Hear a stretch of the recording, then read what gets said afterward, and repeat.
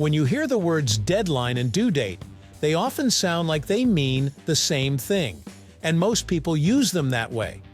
But in reality, they point to slightly different ideas that affect how we plan our time, manage expectations, and deal with pressure. That difference may seem small, but it matters more than we realize in school, work, and everyday life.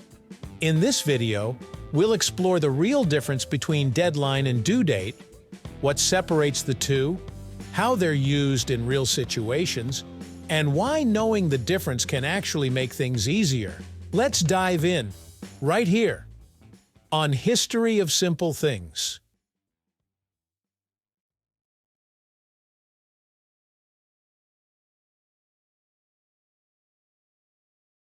At the most basic level, a due date is the date something should be completed by, whereas a deadline is the point in time that something must be completed by. The due date is like a target that tells you when something is expected to be done. It creates awareness and encourages planning, but missing it doesn't always trigger direct consequences. For example, a due date on a school assignment lets a student know when to turn work in so they can be graded on time. It sets expectations. A deadline, by contrast, often comes with more urgency and structure. It denotes the absolute cutoff. Beyond this point, work isn't accepted, a process can't continue, or penalties may apply. In legal and corporate settings, deadlines are set to ensure fairness and order. Missing them can mean a project stalls, or a person loses a right or opportunity. Knowing this distinction helps you frame tasks realistically and prioritize what needs stricter attention. Understanding where these terms came from helps clarify why they're not perfect synonyms. Due date is rooted in everyday language. Due simply means expected or owed, combined with date, a specific day on the calendar. It's been used for centuries in contexts like payments, assignments, and appointments. Because it's rooted in expectation rather than ultimatum, it carries a softer tone. Deadline, however, has a more serious origin. The term dates back to the American Civil War, where it referred to a physical line drawn around a prison that prisoners were not allowed to cross, and if they did, they could be shot. Over time, the word evolved and lost its violent connotation, but it retained the idea of a non-negotiable boundary. Today, both terms appear in business, education, and everyday life, but deadline still implies a firmer boundary. This linguistic history helps explain why people instinctively feel more pressure from a deadline than a due date. One carries a sense of strict limit, while the other signals a goal. Let's walk through some real-world examples to show the difference clearly. Imagine you're in college and your professor hands out a syllabus for the semester. The syllabus lists due dates for your essays and projects. These are your targets for when work should be submitted, so you stay on schedule. However, in some cases, the professor may also set deadlines for correcting late work or final project submissions that will not be accepted past a certain point.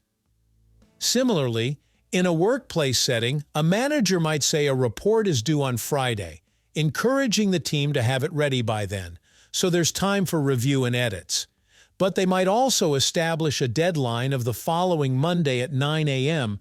because after that time, the report will be included in a presentation to executives, and nothing can change. In these scenarios, due dates give you a comfortable zone to target, and deadlines lock in the absolute limit. You can miss a due date and still negotiate or catch up, but a missed deadline often means starting over or accepting consequences. The distinction between due dates and deadlines also affects how we think, plan, and behave.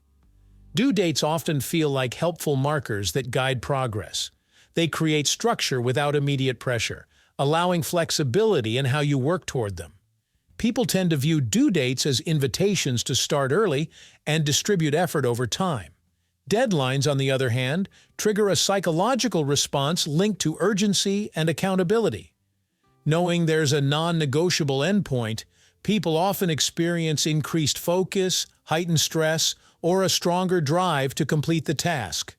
For some, this pressure can boost productivity by eliminating ambiguity about when things must be finished. For others, strict deadlines can create anxiety, especially if the timeline feels unrealistic. That's why project managers and educators often pair due dates with milestones. Early targets help maintain momentum, and clear deadlines reinforce a final cutoff. Understanding how each term influences behavior can help you set better expectations for yourself and others, manage procrastination, and communicate timelines more effectively.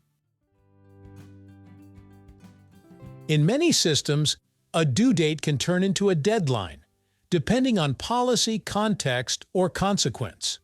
For example, think of an online bill payment. The due date is the date by which the payment should be made to avoid late charges. Once that due date passes, the company might enforce a deadline after which it imposes fees or service interruption. In academic settings, instructors sometimes offer grace periods beyond due dates, after which work is no longer accepted or points are deducted. That grace period functions as a deadline. In publishing, writers might be given due dates for drafts and a final deadline for complete manuscripts.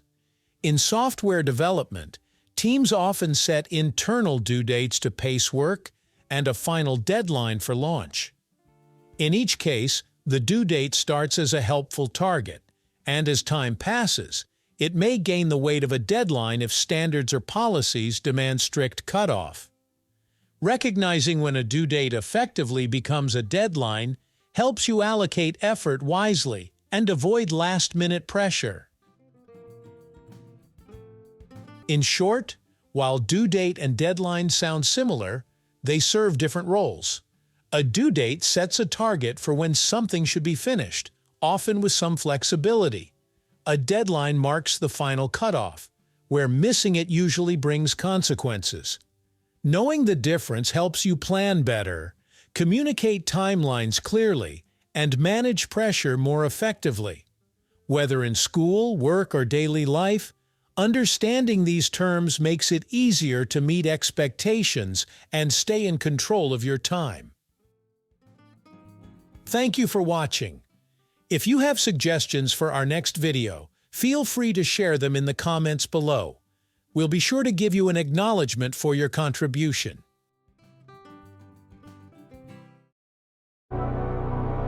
Thank you for joining us on this journey through the history of simple things. Don't forget to like, subscribe, and stay tuned for more stories woven through the smallest details.